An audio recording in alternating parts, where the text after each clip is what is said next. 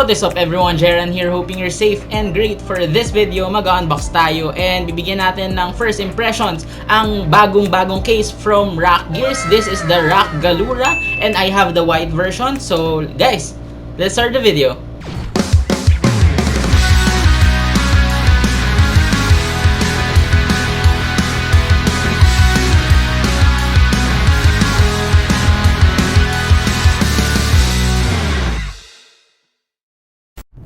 To start off, this case is a heavy boy, sporting a weight of 8 kilograms without components pa yan.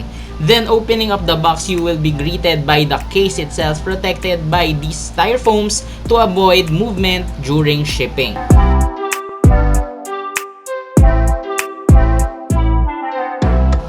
This case costs 3,595 pesos right now, making it the most expensive case in the Rakk Gears lineup. Although sulit naman in terms of features and inclusions.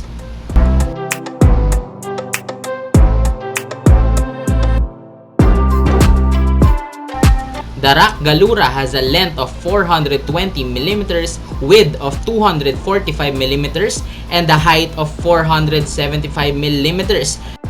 This full tower can house mini ITX, micro ATX, ATX, and eATX motherboards.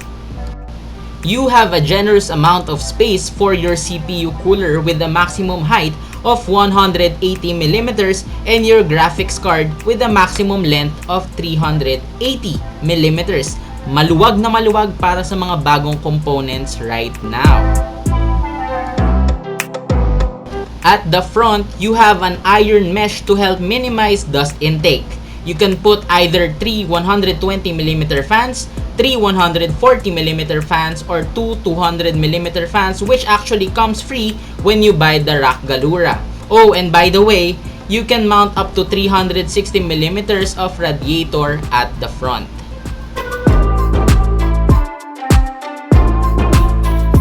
At the back, you have plenty of vents for comfortable airflow. You can put a single 120mm fan or a single 140mm fan.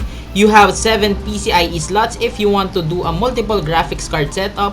You also have an option if you want to mount your graphics card vertically. Ang dami mong option kung gusto mong patayo o pahiga ang graphics card mo. So, pumili ka na lang. So let's remove the tempered glass by loosening this captive screws and you can just pop it off. So let's take a closer look dito sa ating Rakk Galura. Ito yung free na 120mm RGB fan na nakakonect dun sa ating dalawang 200mm fans at the front.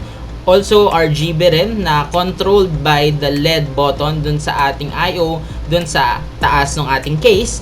Na well, it's ARGB. You can also sync it with the motherboard.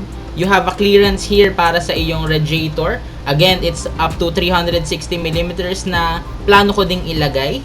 Another feature of the Rakk Galura is this one. So you can put the anti-sag bracket here na included dun sa box ng case. Mamaya papakita natin para yung GPU mo, if ever mabigat man siya, hindi siya lumawlaw. And ayan, another feature dito dahil jump pack nga sa feature and inclusions itong Rakk Galura case natin.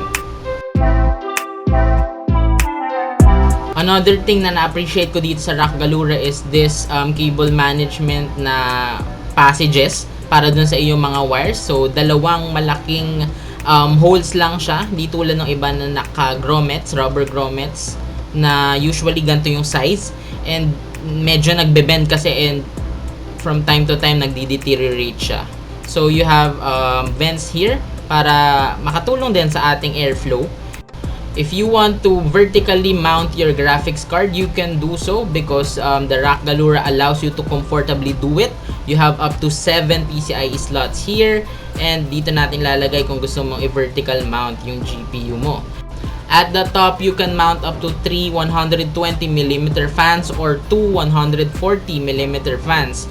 And here are our front IOs. You have the power button, you have 2 USB 3, 2 USB 2, your speaker and mic output, reset, and yung ating RGB to control yung mga fans natin. You have your magnetic dust filter with this nice design na mas madali siyang iangat. So very nice design by Rakk Gears. So balik na natin to. So let's go to the front of the case. As you can see, again, this is a mesh front na may very small holes para ma-minimize natin yung pagpasok ng mga dust para hindi mabilis dumumi yung ating component sa loob. So let's loosen this captive screws para matanggal natin tong side panel. And as you can see, naka pre-manage na siya by Rakk Gears. So nakita natin lots of cables here. So naka velcro straps na din siya, and it's very long, mahaba-haba yung ating IO cords, IO front panel cords. And ito naman yung ating SATA power para dun sa ating fans in front and at the back. Pero actually hindi ko gagamitin yung fan at the back dahil meron akong sarili kong fan, which is the ID cooling. So dito natin ilalagay yung ating mga SSDs na may 2.5 inch na size, and hard drives din. If you want, you can put it vertically or horizontally. Dito sa baba yung ating power supply cage or bay. Ito yung ating hard drive bay na adjustable, which is very nice kasi kung malaki yung iyong power supply, pwede mo siyang i-left, right. Ayan, pwede mo siyang paluwagin. So, nandito yung box ng mga screws natin and yung ating anti-sag bracket for the GPU. So, tanggalin lang natin to. Let's see what's inside this box. So, ito na, lumalabas na yung ating zip ties. Nasisilip ko din yung ating anti-sag bracket. So, tanggalin lang natin. So, ito yung i-screw natin para pwede nating iakyat baba yung ating anti-sag bracket. And ito yung mga screws na included para sa ating case. Dito naman natin ipapatong yung ating graphics card para hindi siya magsag. So in conclusion, this Rakk Galura case has a lot in store for you in terms of features. Its inclusions from the fans down to the anti-sag brackets. It's very nice to have for a price of 3,595 pesos. I think for me, I'm going to use this case for a long time. Yung features niya, grabe, you can use this for a long time talaga without losing yung mga kailangan mo for a case, and also yung aesthetics niya. This is a nice looking case.